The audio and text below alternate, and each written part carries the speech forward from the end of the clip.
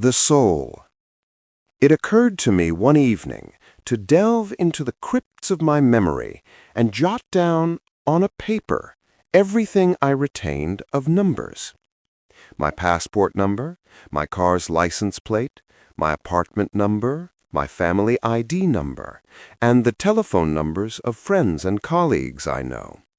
The numbers for utilities and newspapers, the multiplication tables I know by heart, and the basic addition, subtraction, and division operations I know primitively, the dates of my birth, the births of my children, and constants mathematics and science, such as the approximate value of pi, the speed of light, the speed of sound, the sum of a triangle's angles, the boiling point of water, and what I learned in medical college about blood sugar levels, the count of red and white blood cells, blood volume, pulse rate, respiratory rate, and drug dosages. In moments, several pages of hundreds of numbers had gathered under my hand, flowing through my mind, flashing like lightning, as if I were an electronic computer. The scene was astounding. How do I store this immense quantity of figures? How long is a number? 6 or 7 digits? And where do these numbers hide within the brain's convolutions? How are they summoned, flashing into consciousness like a fleeting lightning bolt? And by what method do these numbers align into distinct numerals, each with its attached explanatory memo clarifying its significance and meaning? How do hundreds upon hundreds of these numbers accumulate in our memory without becoming confused or erasing one another? And beyond numbers, there are names, terms, words, shapes, and faces crowding our heads. There are the natural landmarks we have wandered, the places we have visited. There are scents, and for every scent, an image of a woman we knew, or a scene we remember, with yearnings, passions, stories, and a screenplay of thousands of clips. There is food and flavors.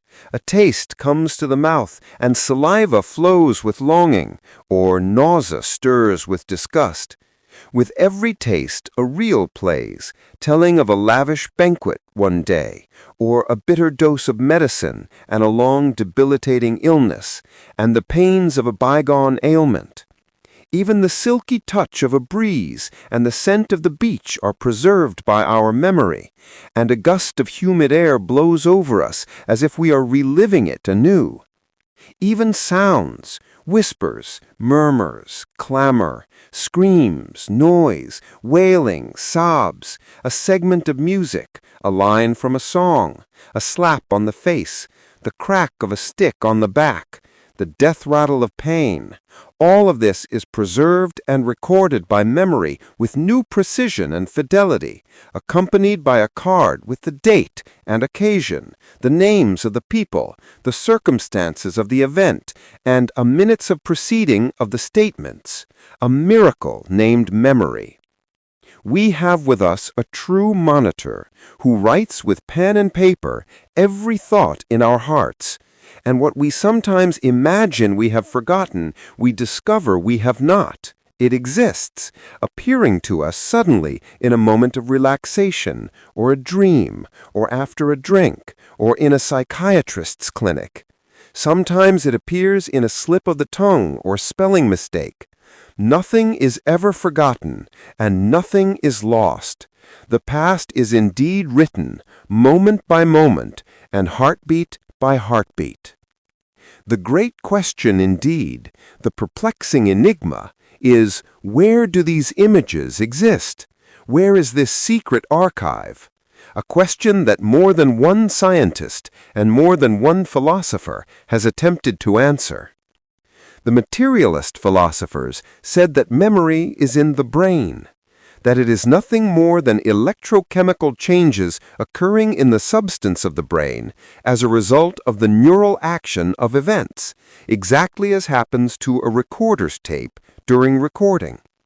They said these recorded coils are stored in the brain and rotate automatically at the moment of attempting to remember, thus replaying what was stored with fidelity and precision.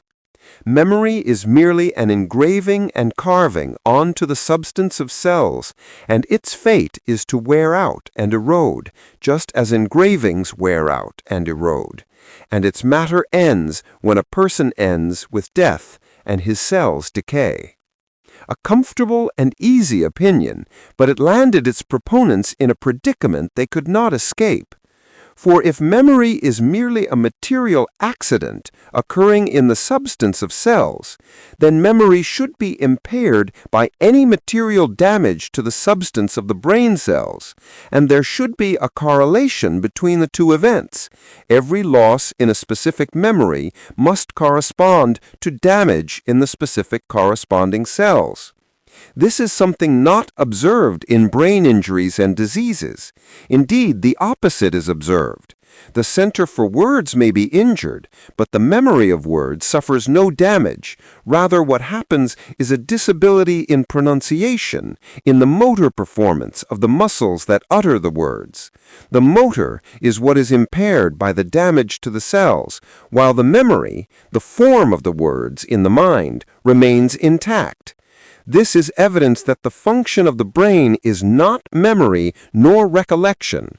Rather, the brain is merely a switchboard that provides the connection. It is merely a tool through which the word expresses itself in a material medium to become a spoken, heard word in a material world. Thus, if the brain is damaged, speech is impaired, but memory is not, because memory is governed by the rule of the soul, and what applies to the body does not apply to it. The correlation is missing between the two, indicating that we are facing two levels, body and soul, not a single level called matter. In cases of temporary amnesia, where a specific time period is forgotten, a favorite topic for Egyptian film writers, the affected person forgets a specific period of time. It is completely erased from his consciousness and scraped from his memory. According to the materialist view, one would expect to find a partial brain damage corresponding and analogous to the forgotten period. But observation shows that most of these cases are cases of general psychological shock, not a specific, localized partial damage. Again, we find the correlation missing between the magnitude of the event and the magnitude of the physical damage.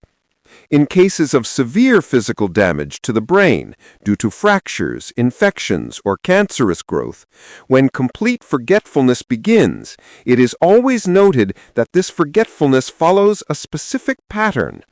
Proper names are forgotten first, and the last to be forgotten are words denoting actions.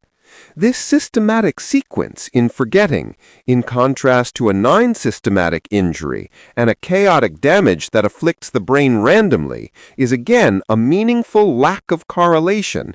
Here is a damage to memory that has no relation in terms of scope, quantity, and system to the physical damage of the brain.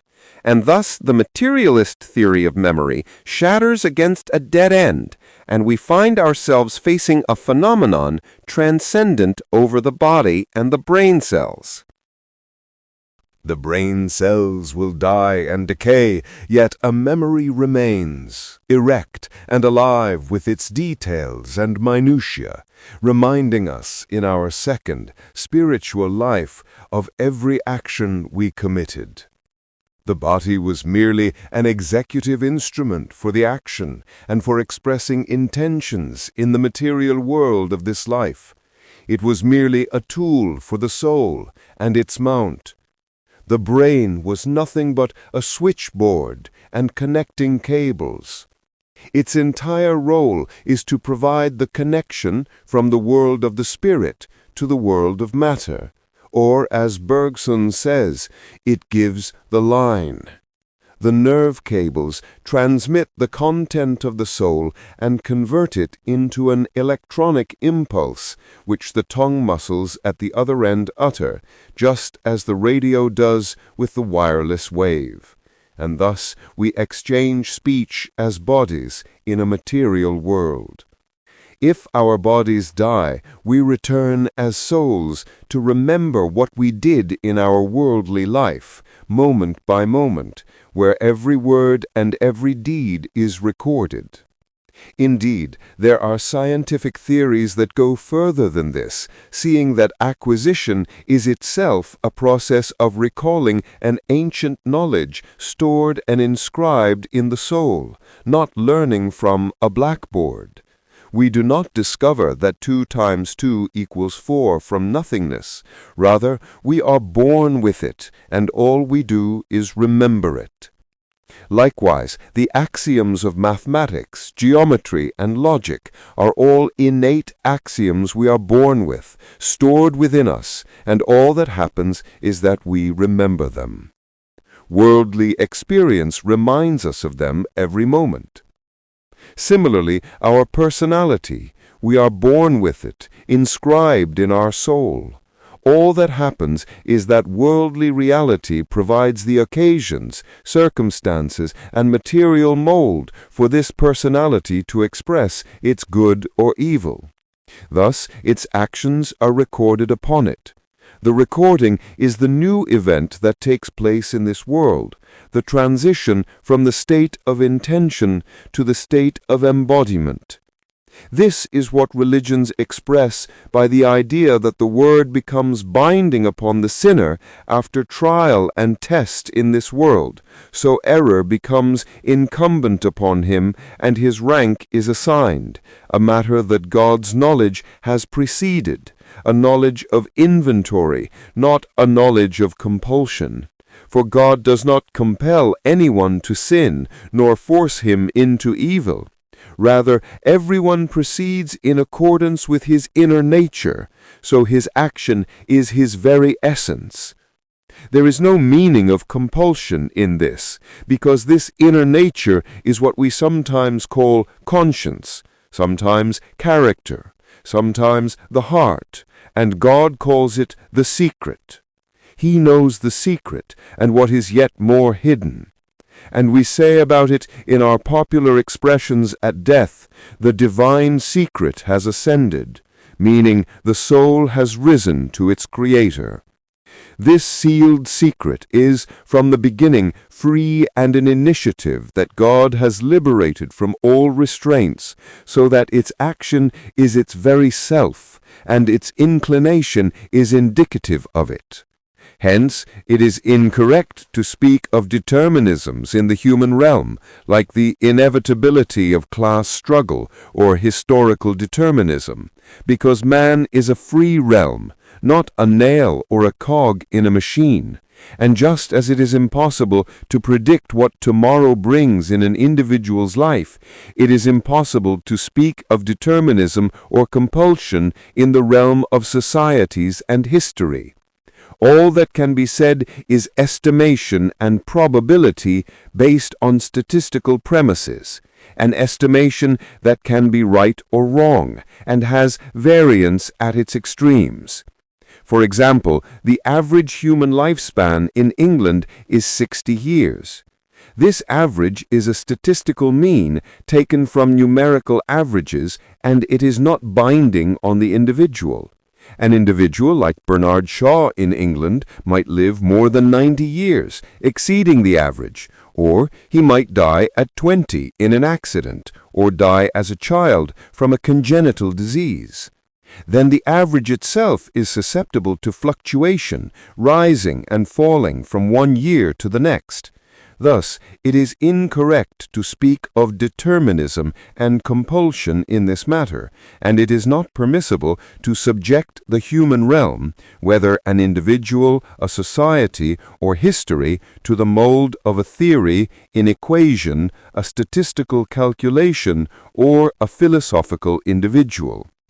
Rather, the erroneous idea of determinism comes from the misconception of man as a body without a soul, without a spirit, and of the mind, considering the soul and mind as merely a set of higher functions of the nervous system. From the observed reality of the body's subjection to physiological laws, the materialist thinker concluded that man, and all of humanity, is bound by material laws. Thus he makes of man a material mass, more like the mass of the moon, governed in its rotation around the earth and the sun by astronomical inevitabilities. He forgets that man lives on two levels: the level of external, objective, material time, clock time, and in this time he is bound by appointments and social necessities, living in the captivity of laws and determinisms, and the level of his own internal time, the time of feeling and the time of dreams. And on this level he lives a life that is truly free. He thinks, dreams, innovates, invents, and takes a stance of revolution against all society and history. Indeed, he can transfer this internal revolution to external action, overthrowing society and changing history from its foundation, as happened in all progressive revolutions. This duality is a characteristic unique to man. This free internal life is specific to man alone, not inanimate matter.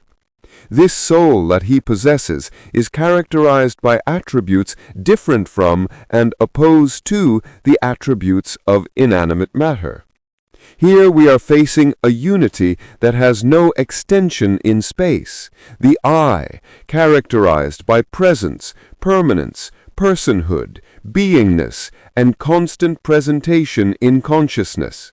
It then imposes itself on external reality and changes it, and imposes itself on the body, ruling it, leading it, and rising above its necessities, imposing upon it fasting and deprivation by choice. It may even lead it to death in sacrifice and martyrdom. Such a soul cannot be merely a secondary product of the body, a tail following it, a matter that evolved from it. Such materialist theories explain nothing to us. Rather, we must concede that this soul is elevated above the body, transcendent over it, and that it is of an essence different from the essence of the body and rules over it. It, in fact, uses the body as a tool for its purposes and as a mount for its goals, just as the mind uses the brain as merely a connection or a switchboard. The intuitive probability must occur to us that this soul cannot be subject to what befalls the body, death, decay, and decomposition, by virtue of its essence, which it feels itself to be characterized by presence, permanence, and personhood in consciousness, all the time. It does not decay as the body decays, nor does it fall out as hair falls, nor does it wear out as teeth wear out, and it is entirely intuitive to imagine its permanence after death. If we contemplate the hesitation that accompanies our actions before choosing a decision, then the feeling of responsibility during the work, then regret or relief after its completion, we conclude that we are facing a state of innate monitoring and an insistent idea of reckoning, that there is right and wrong, and we know, innately and by the nature we were born with, that justice and order are the law of existence, and that responsibility is the rule. This innate compulsive feeling suggests to us that the wrongdoer who escaped punishment on earth, and the killer who escaped the accountability of human, earthly law, in a universe disciplined from the smallest atom to the largest galaxy, must be punished and held accountable. Because the world we live in breathes system and discipline from the smallest atom to the largest galaxy, and absurdity does not exist except in our minds and our deviant judgments.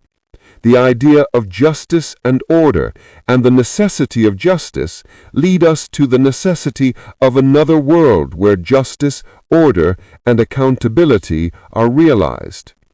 All this is knowledge we are born with, a truth proclaimed by innate nature and intuition.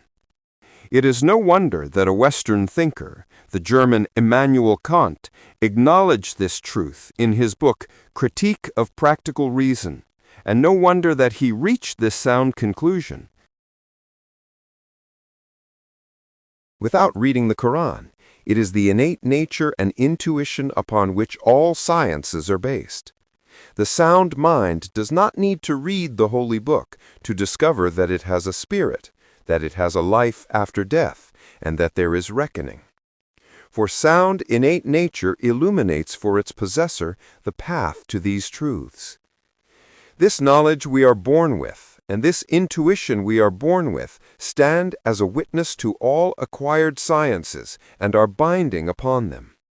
All acquired sciences are susceptible to error and correctness, but the knowledge we are born with is part of the precise system of the universe.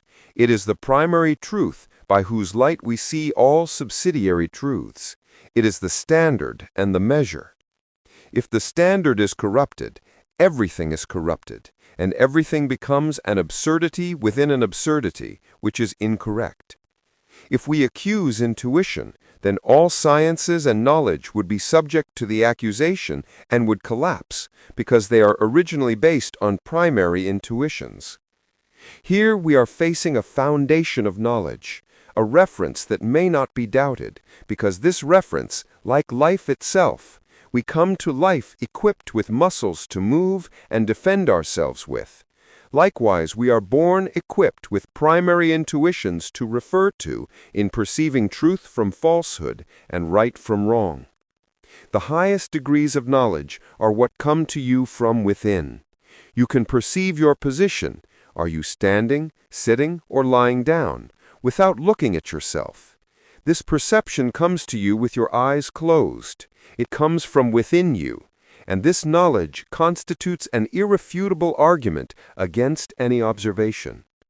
When you say, "I am happy," "I am miserable," "I am in pain," your words constitute an irrefutable argument, and it is not permissible to contradict them with a logical pretext. Indeed, to treat this matter with logic and sophistry is meaningless and pointless, for no one knows the state of your soul better than your very self. Similarly, the testimony of innate nature and the judgment of intuition are arguments of the highest level.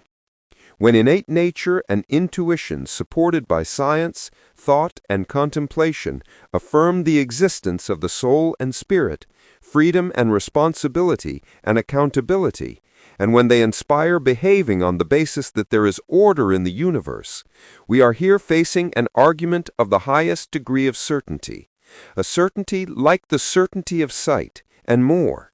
For innate nature is an organ like the eye. We are born with it, and its certainty is higher than scientific certainty because scientific truth is statistical truth, and scientific theories are deduced from numerical averages. But the judgment of intuition has the character of decisiveness and absoluteness.